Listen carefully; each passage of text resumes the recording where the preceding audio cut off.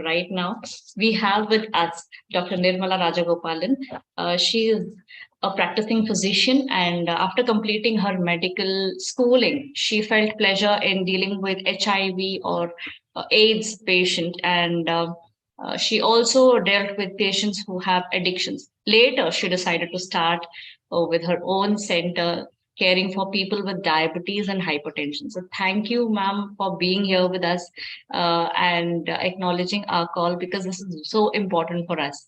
So you being on our platform gives us really pleasure. And before, just I would like to know more about you before we proceed, ma'am.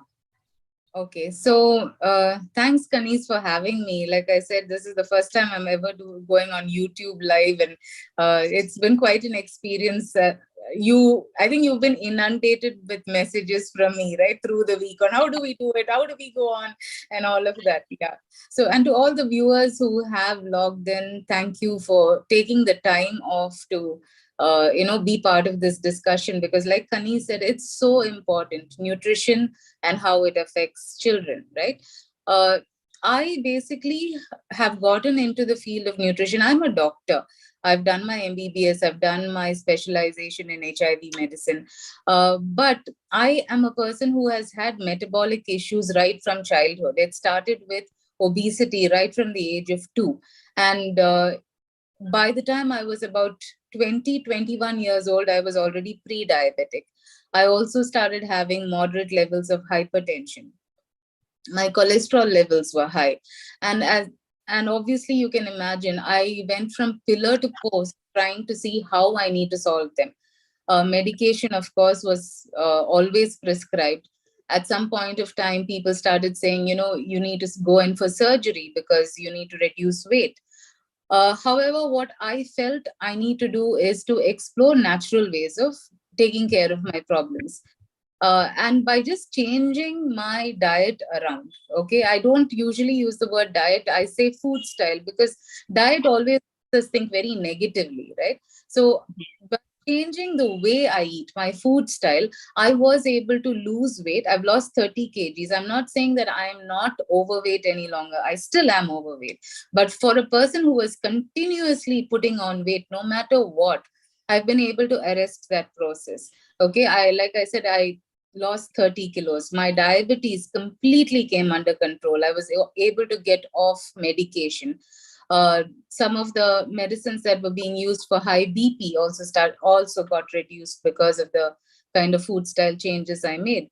So when I saw this, and it came with a lot of education, I had to kind of go online and look at research papers. I had to read books. I had to talk to people who have been modifying their food style. And when I saw that this is working for me, then I said, okay, it's high time I started telling people about this. Start educating people that if you are on so much of medication for diabetes and your diabetes is still not under control, there are hormonal issues which need to be corrected. And for doing this, the best way to do it, apart from medication, and medication doesn't always work well for all people, is to do it through your diet. And so I got certified. I did my certification from the American Nutrition Academy. And from there, I've started kind of coaching people on how to bring their weight under control, or their diabetes under control, autoimmune issues, thyroid related issues. Yeah. So that's my journey in brief. Wonderful, Dr. Nirmala, because I am damn sure that you are the right person who can guide us on nutrition now for kids.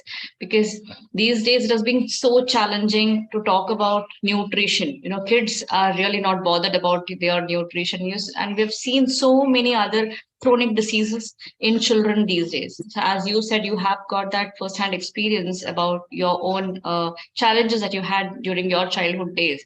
And I simply loved that food style instead of dieting. So Yes. that was simply super because slight changes in the language that we use, it becomes so easy for us to integrate all that and move ahead very easily. So Very. things turn out to be very simple sometimes. So I just love that. So moving on to certain questions that I have regarding nutrition.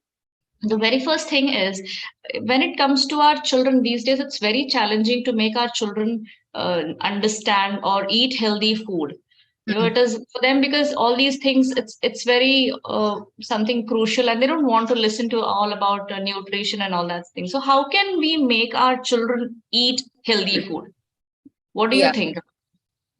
So Kanis, like I said, my expertise is mainly with adults, but nutrition is something that it crosses all kinds, it has to go across all kinds of ages, right? Now, with any child, who do they learn from first? They learn from the parents, right? So Okay. we have to, as adults, set the ball rolling. We have to lead by example. Simple thing. We can't tell our child, you know what, eat all your vegetables. But when the child looks at us, we are eating one roti or maybe half a roti sometimes and a little bit of dal on the side, or we just have khichdi or we just have upma and we leave it. But to our thing, eat your vegetables, right? So if we don't follow what we are telling our children, obviously they are not going to learn the right thing. The second thing I would say is, do not store junk food at home. Again, it goes by how we lead by example. Today, if you see in many homes, children have access, easy access to junk food. By junk food, I don't just mean the pizza and the burgers, okay? I also mean things like biscuits. I mean things like having chocolates at home, ice cream at home. Children can just tell, you know, mama, I'm hungry, I'll go have a biscuit, and they can actually have it because it's so readily available to them.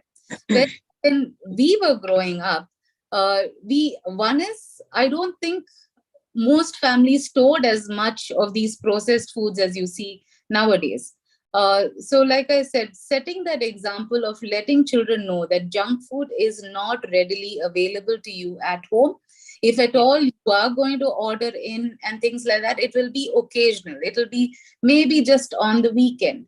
So, what are the messages we are giving them right from childhood? And yes, it's not easy for children to just accept what we are saying, but then as adults we do have to set some ground rules. Okay, that would be point number 3, ground rules that we set for them.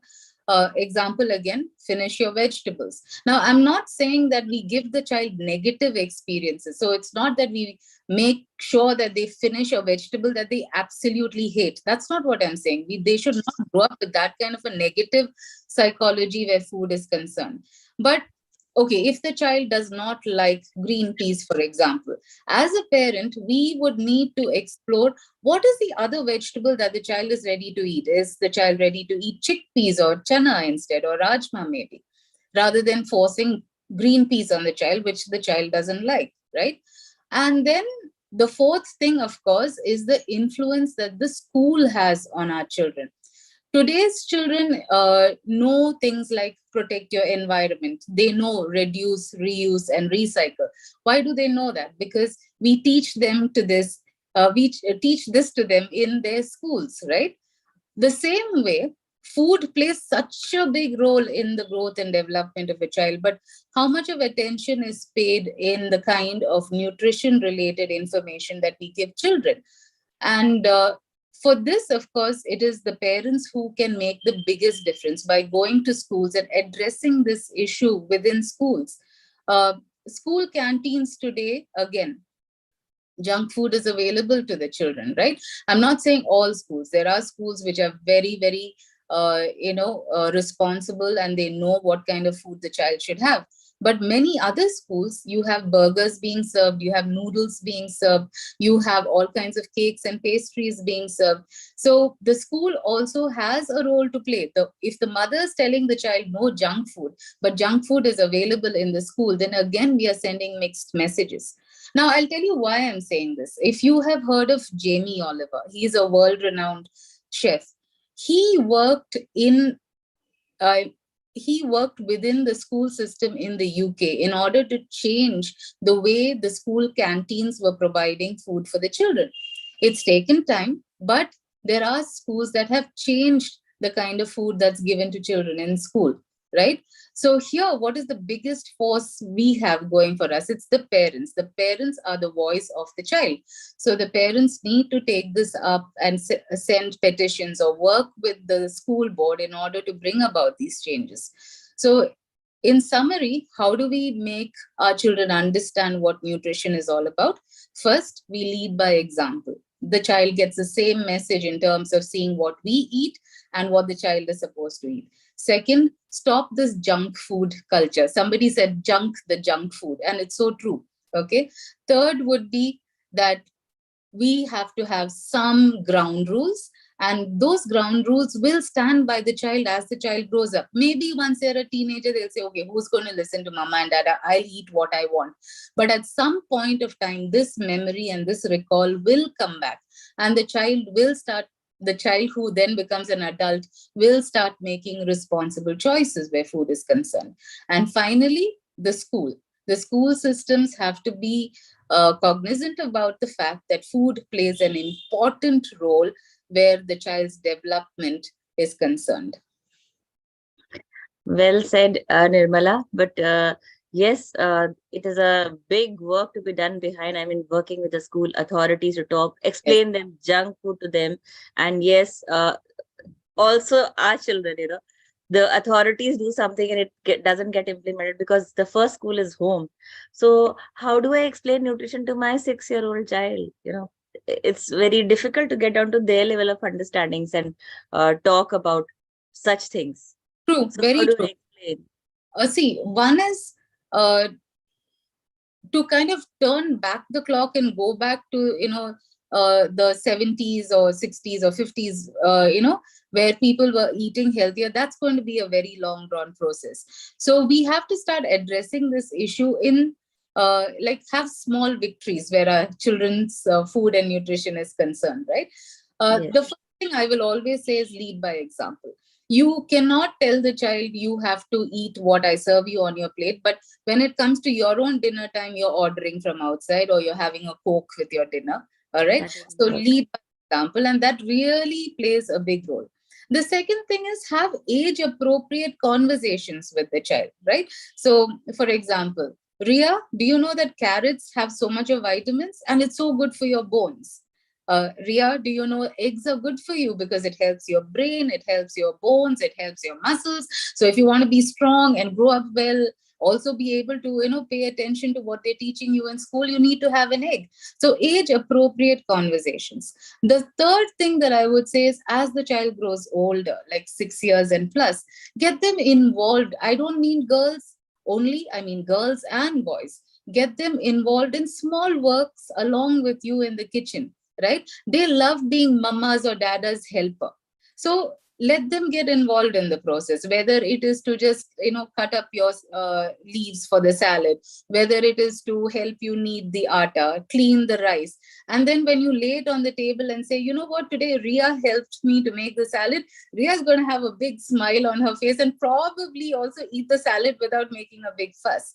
So Yes, how we need to start communicating and also get them involved in the process, because today, Ruby, many people don't know how to cook because food is so easily available from restaurants. yeah, So this cooking culture also is going down, and that does finally have a big impact on our health.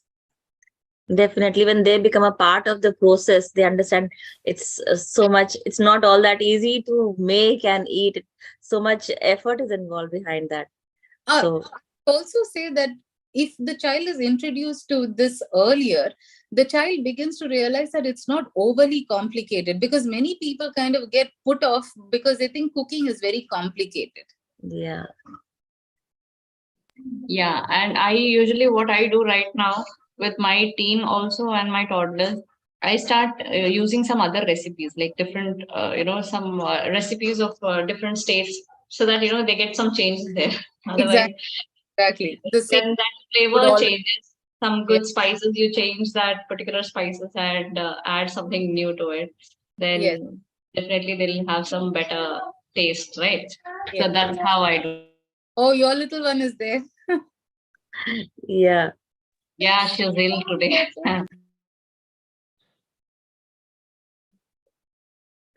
So it's So very I'd right. like to ask Dr. Nirmala that in case whatever now child is into addiction, or sometimes child is into the junk food kind of a thing, how can we resolve this junk food problem that we have in our children?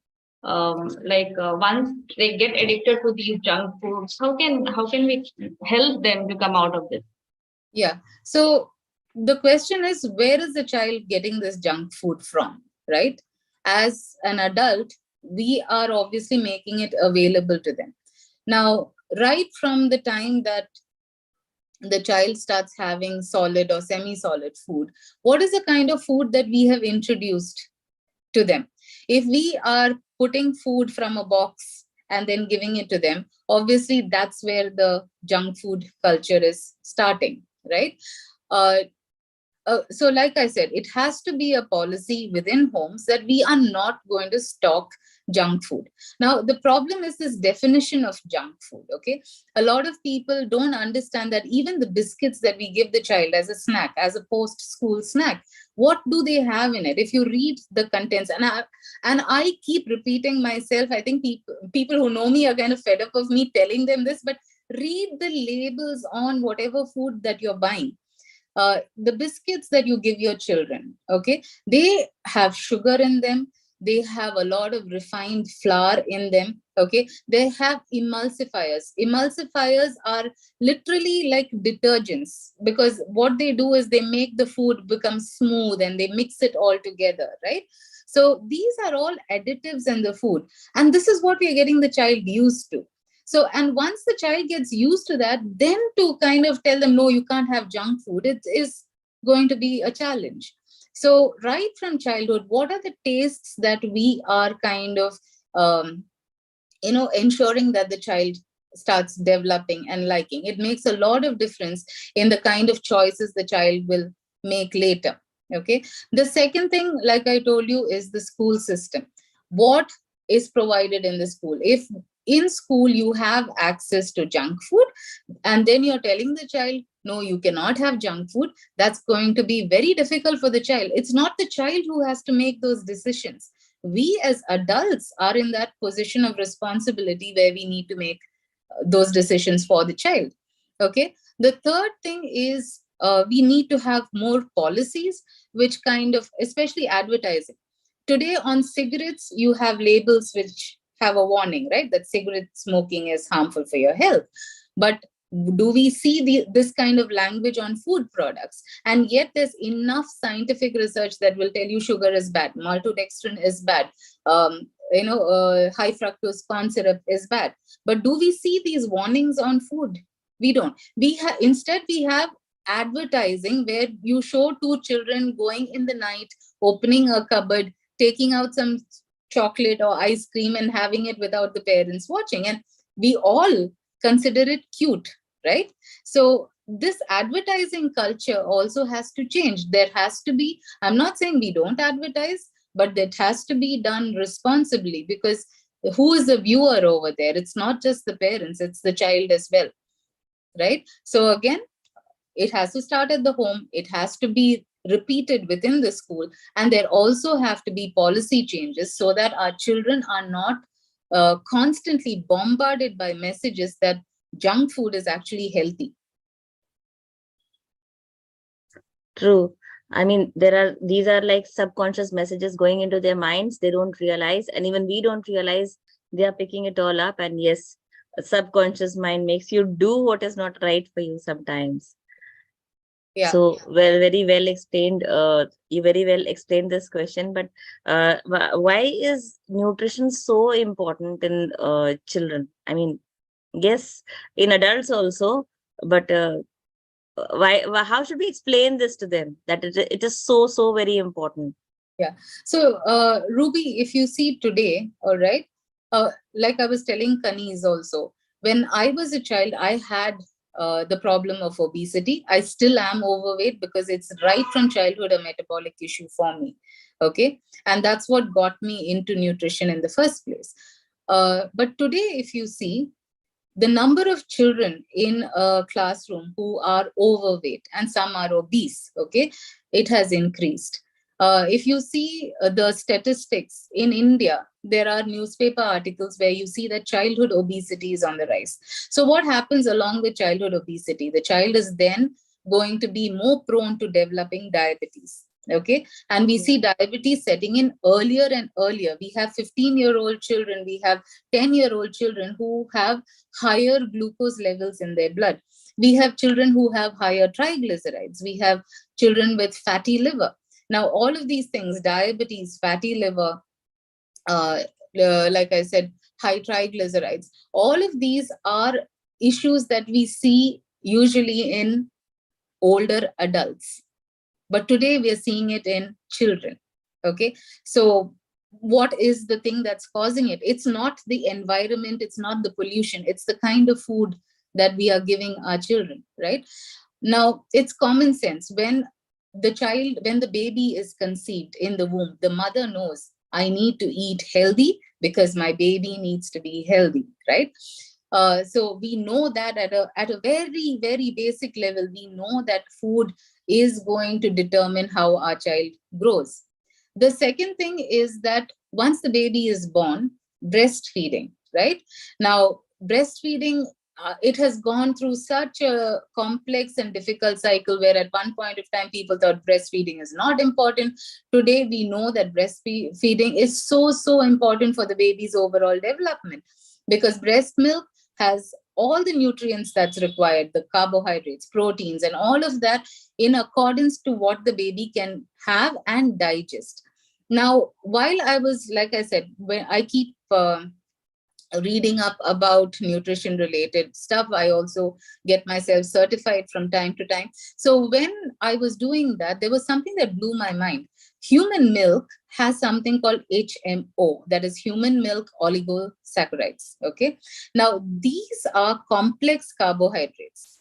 Guess what the function of this is? It is not to give energy to the child. Human milk oligosaccharides, or the HMO, has no function of absorption for the child. It doesn't give nutrition for the child. What it does is it passes from the mouth of the baby right till the intestine, and it provides food for the gut bacteria. Okay. And the gut bacteria has a very big role to play in terms of the development of the brain, because there is a gut brain nerve axis, and this nerve axis is fed by the kind of chemicals that the gut bacteria produces. And this totally blew my mind, because human milk is supposed to be nutrition for the baby, but the fact that there is this component in the breast milk which is not meant for the baby's stomach but actually meant for the gut bacteria. Why? Because the gut bacteria plays a big role in how the brain of the child and how the nerves of the child develop. The immunity of the child also develops based on how good the gut bacteria is. The other thing is that today, like I said, there is so much of junk food available. So sugary items, food with a lot of refined flour in it. Okay. These are all known to be inflammatory.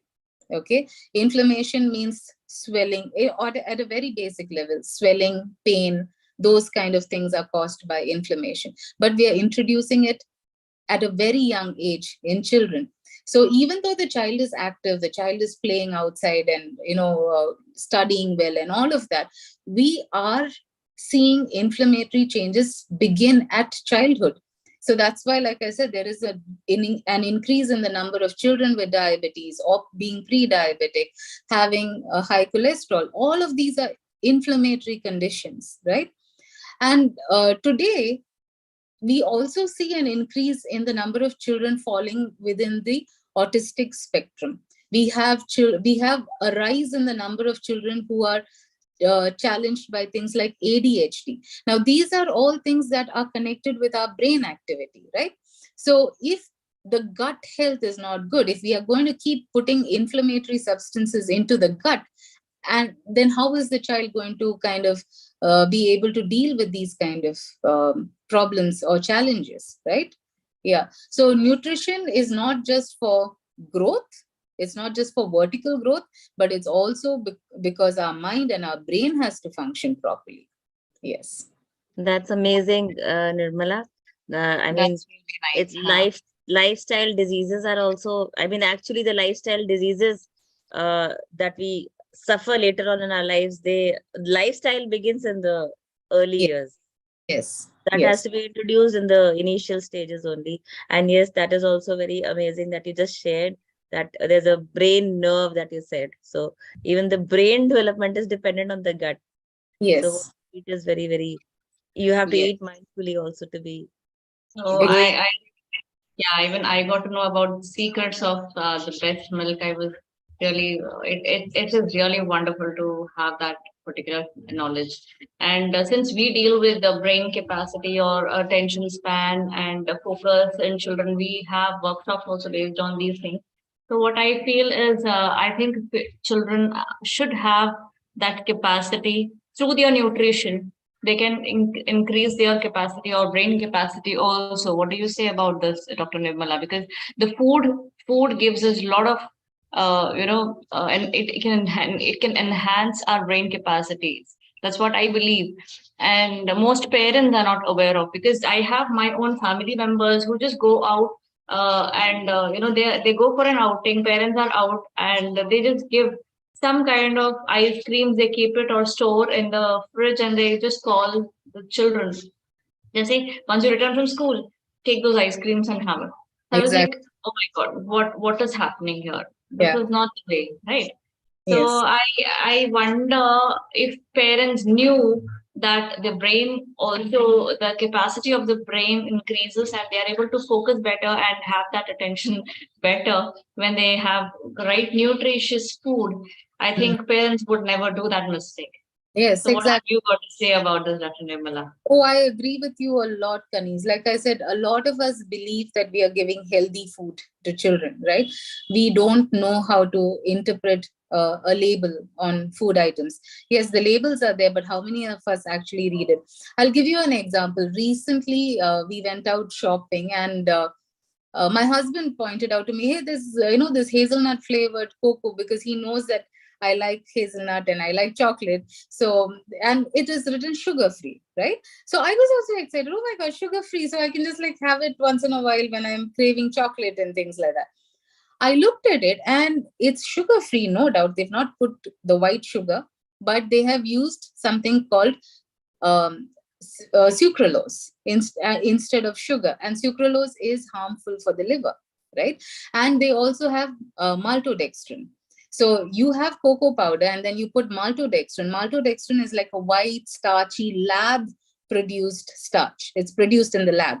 Okay, so obviously then when you put that in milk, it's going to be nice and silky and yummy to have. But is it actually a health food? And it's in the health food section, right? So we are being we are not being given the correct information where nutrition is concerned. All right. And in terms of, does it affect the brain? It does, because we are putting inflammatory compounds into the children at a very young age. So if a child has, for example, and has trouble focusing, has trouble sitting in a place and paying attention, right? I would advise the parent, first remove junk food. Okay. Therapy, yes, has a major role, but along with that, even the food has a major role. So remove the junk food, remove the sugar, eliminate all this highly refined flours. I'm not saying we can do it 100%. Uh, our lifestyle has evolved into a junk food culture. So it is, like I said, we look at the small victories. But at least if 90% of the time we can avoid junk food, see whether the child's health is improving. Today, like I said, gut plays such a big role in our brain development. But we see so many children having things like irritable bowel syndrome. They barely eat something and they need to run to the toilet. Why is that happening? Because the gut health is getting affected. Now, if the gut health is going to be constantly affected, will it not affect the brain health of the child, right? The other thing is this culture of chewing our food.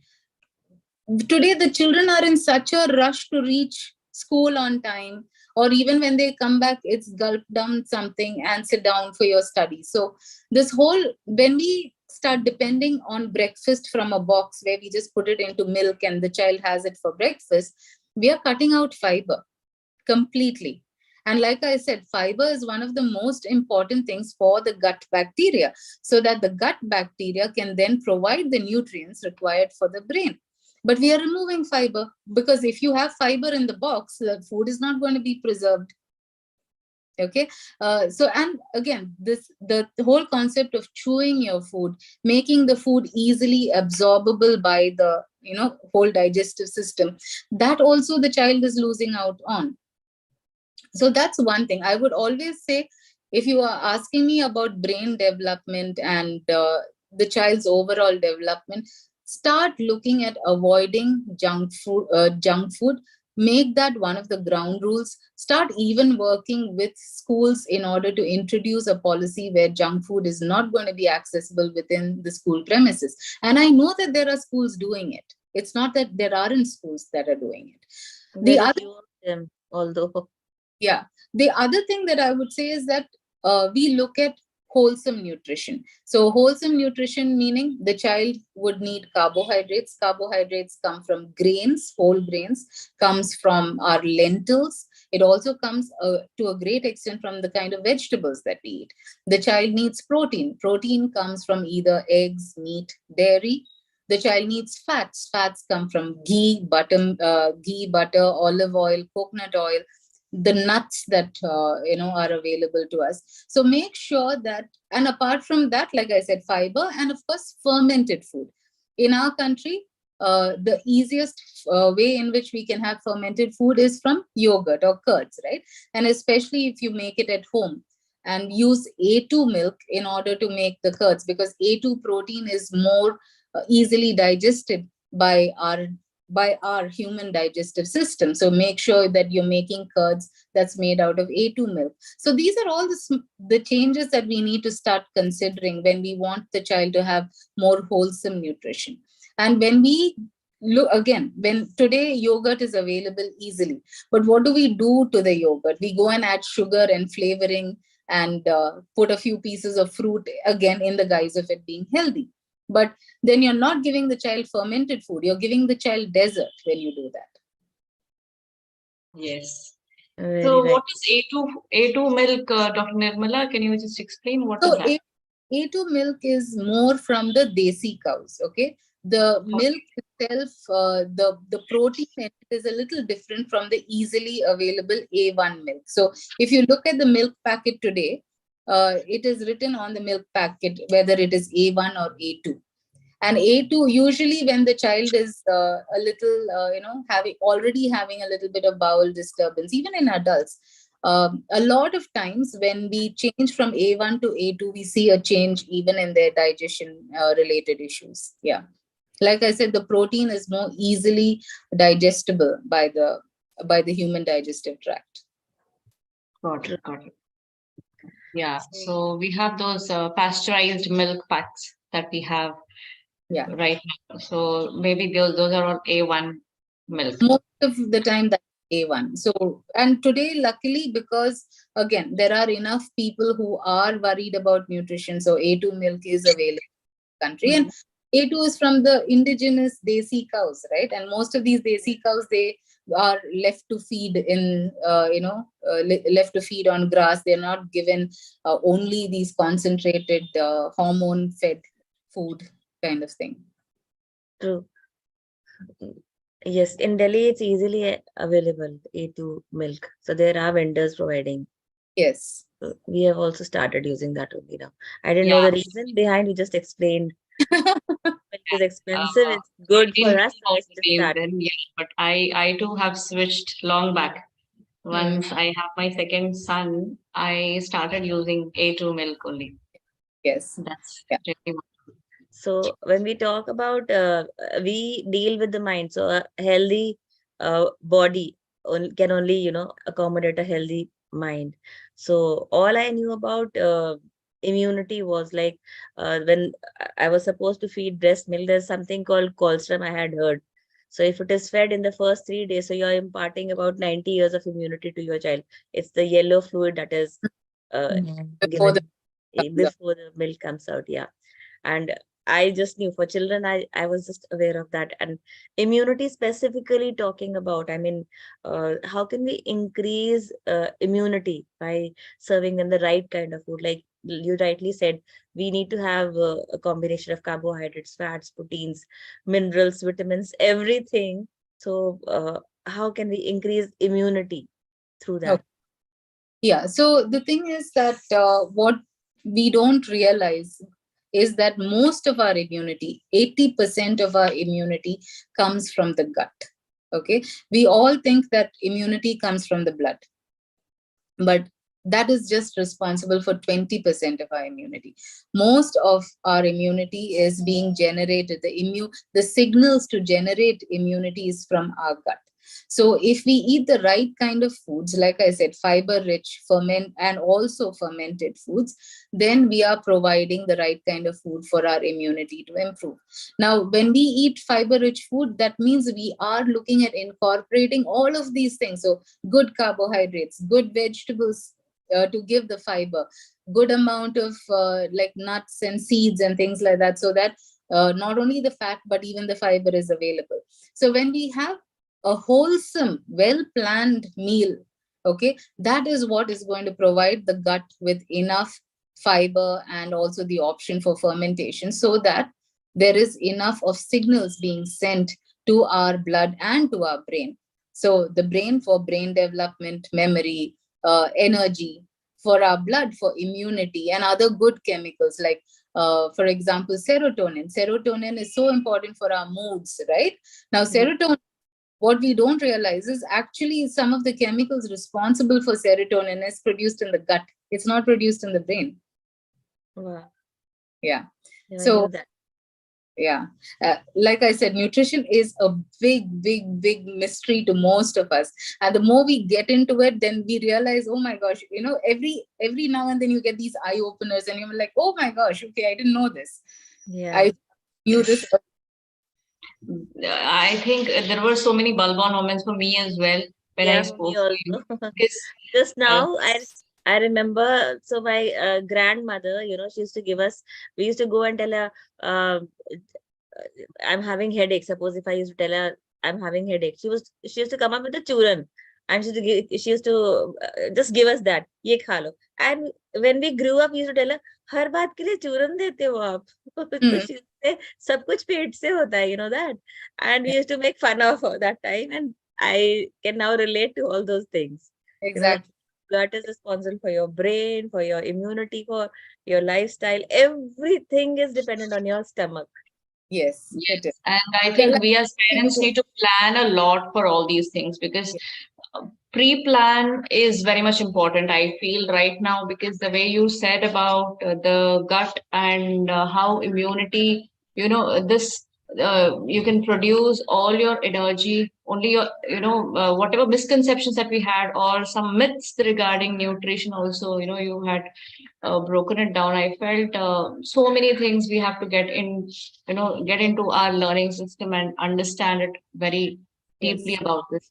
So, what I would like to ask you, Dr. Nirmala, what as parents do we need to plan regarding our children's nutrition or our diet plan? I can say, what do we need to plan? You read my mind, because I was just going to tell you that there's something that I want to add to whatever we have spoken so far. So, see, let's not forget the fact that today in most homes, both the mother and the father are working, and fair enough. I mean, we need to have two incomes because of the kind of costs that we incur. Uh, Plus, women, obviously, we are getting educated. I'm a working woman. You both are working women, and it is important that we have that balance in our lives. One of the things that does happen because of the fact that both parents are working is that sometimes the stress with work is so much that we don't really have the time and energy to then focus on the food that's prepared at home. So the good thing in India is that we have the option, for where there is affordability, to look at having somebody who will do the cooking for us, right?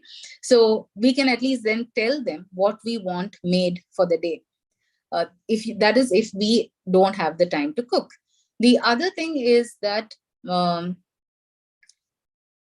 today, like I said, if we also look at the amount of food that we spend on ordering in, today there are so many apps, you just press a button and food is delivered to your home, right? But we look at, okay, one time bill is this much, but during the month, how much have we spent on ordering in for a family of 4 or 6 or whatever?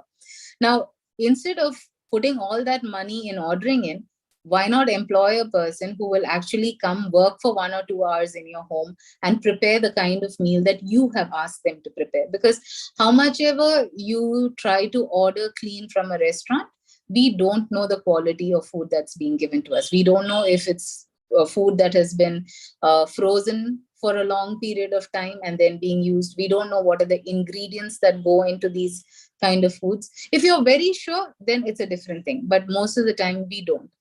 The second thing I would say is that today with the apartments, and especially post the pandemic, or during the pandemic, we saw a lot of women going into catering, right? Home-based cooks.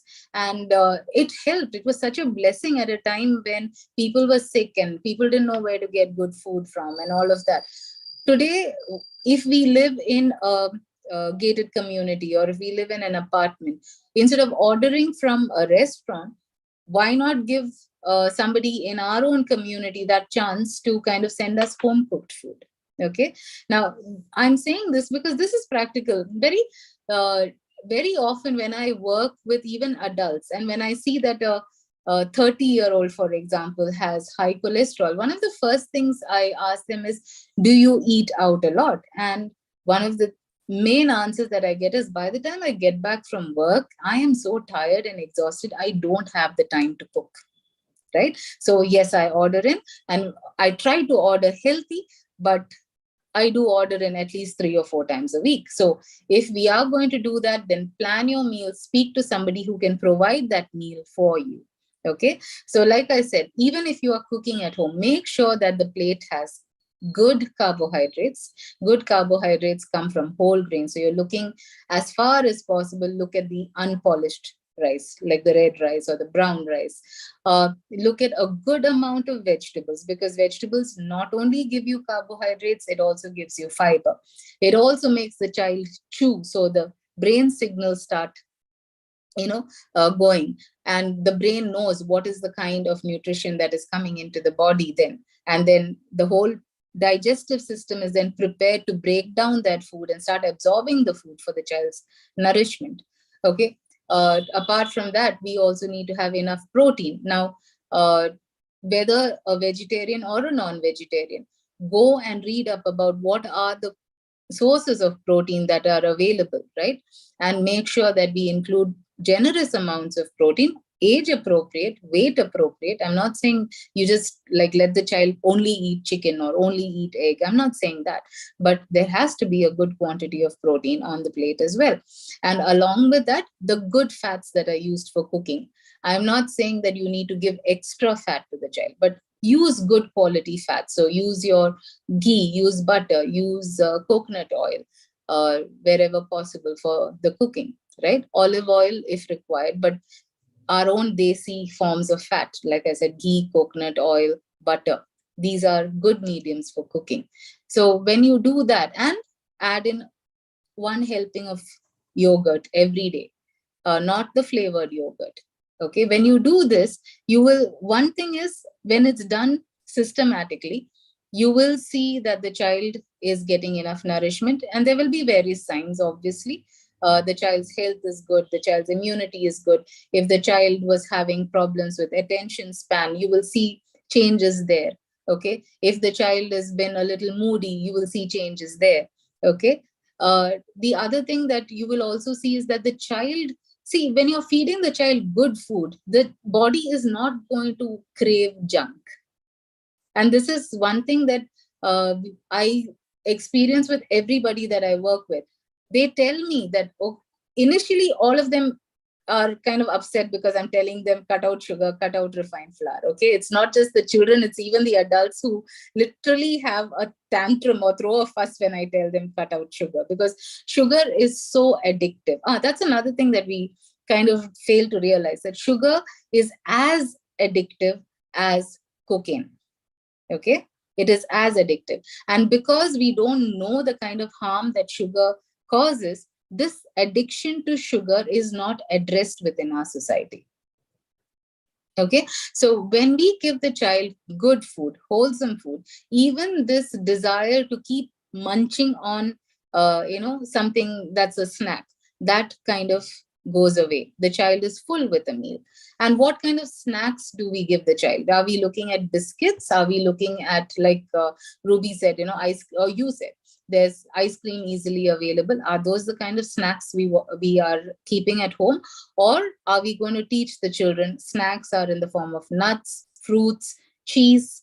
Okay, when you want to, like you again said, when you want to give the child something interesting, make a tikki at home where you use basin rather than buying a burger.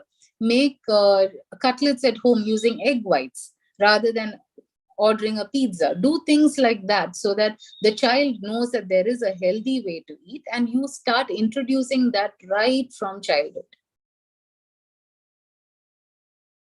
Wonderful, Nirmala. Like, it's been amazing for us also. Acha, you said you talked about whole grains. So what about atta, roti that we eat? Yeah. So when we the atta is fine as long as there is no gluten related issues. The kind of atta is what matters. Okay, if we are going to use atta that is like so fine, and like the minute you mix it, it's like pour water, you get this gelatinous substance which kind of resembles maida, then you know that the atta is stripped of fiber. Now I know, growing up, we used to go to the flour mill and get the wheat ground. Okay, Uh, and we used to use that at home. But today, when we are using packaged atta, at least when I make chapatis out of that at home for the rest of the family, I do see the difference in the way that mixes with water versus what when you kind of buy the unrefined atta. So you need that little bit of fiber in the atta, right? mm, Now, how do we do this? One is, yes, we need to start having people, even the people who are producing the atta should start realizing that they have a responsibility in what they're packaging and selling as good food, right? So, and if we consumers start being intelligent about what we buy and how we buy, then the food industry will have to make a lot of changes in order to see that their products are being bought.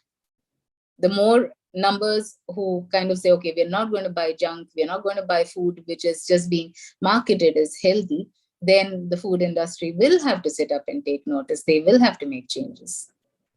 so then people like us have to create that awareness also. Yes. Then And like I start. said, initially when I spoke to you and Kanis, I'm not a child nutritionist. My thing over here is to make the adults think, because Yeah, it is us who finally are going to pass on something to the children. definitely. And it's like children, if their minds are programmed for good food initially, they'll continue to be growing Yes. up as Yes. aware adults. And yes, this is going to be as a culture being passed on from one generation to the other very nicely. So Yes. something I really loved was serotonin. I mean, there are techniques where we are using some stories, specific stories for serotonin, and I was, you know, I I was amazed when I heard that it comes from it is released by the gut. That Yes. was really amazing for me. It is Yes. released by the gut because of the kind of protein that, see, protein, there are, you would know, there are things called essential amino acids. Now, tryptophan is one of the essential amino acid, and it's called essential because our body doesn't produce it. Our body is so magnificent that we produce a lot of things within ourselves which is required for our development, for our immunity and all of that. But there are certain things which we get only from food, and tryptophan is one of those kind of protein related amino acids which we get only from food. And when this tryptophan goes into our gut, then the gut starts producing serotonin. So And which food product has tryptophan? A lot of our meats have tryptophan. A lot of vegetables which are rich in protein, like mushrooms, avocado, broccoli, they also will give us some amount of tryptophan. Yeah. Only thing is, when we look at vegetarian sources of protein, the quantity that comes would be different from a non-vegetarian source of protein, but it's still there. Nature's already provided for that. That's really amazing. Really amazing. That's what even I felt this. Legumes. You specifically for a vegetarian, legumes like our beans, our red kidney beans or rajma, all of them again have amino acids which are good for us. Okay, Rajma has that. Okay. I'm a pure vegetarian, so I was more concerned about it. Okay. Yes. So is it all right to add ragi atta or the other attas, the coarse attas with the normal wheat atta? Is it all right? The chana atta. So like I said, maybe we can't make all the dramatic changes at one point of time. So if you want to add a little bit of the fibrous atta with the refined atta, not maida. When I say atta, it's atta, wheat, whole wheat atta. Whole So wheat. to do that, then yes, start with that. Then if you can progress on to reducing the amount of refined flour and using more of the, the fiber containing flour, it's good too. And like you said, if you can add ragi and millets flour to your atta and use it, even that's an option. Yes. Yeah, that's been an amazing, session for us also, and yes, for our viewers also. Thank you so much, Nirmala. It was an awesome interaction with you, and yes, there were so many Bhagwan moments for us, and I hope food and mind, they are very well connected. We understood, and our viewers also got to know that. And yes, we look forward to learning more from you and having many more sessions from you. And today, we thank you from the core of our hearts. You came and you just, told us so many amazing things and educated us.